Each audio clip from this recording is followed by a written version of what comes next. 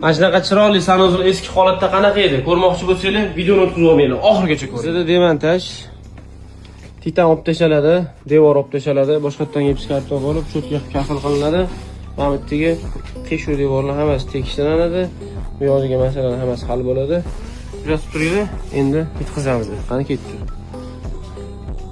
Ana o'rtoqlar, demontaj ishlarini tugatib olib, Nodir aka boplab qo'yib berdilar. Gap so'z bo'lishi mumkin emas. Titanlarni nariga xonaga olib chiqib, akkuratni qilib, keng xona qilib, suvolani boshlab, keyin kafillarni bitirib olamiz. Endi ketdi. Bitkazamiz. Qani chiqib turing. Yo'qsa sanuzga sig'may qolishingiz mumkin. Ketdi.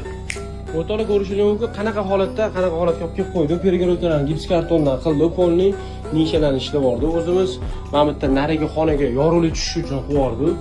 60 ga 30 sopol kafillar chaqlab bo'lmaydi deganligi uchun mana abrazes ko'rsatishimiz mumkin. Sayqallab burchaklarini dumaloq berganmiz. Ya'ni ishlasa bo'ladi bemalol.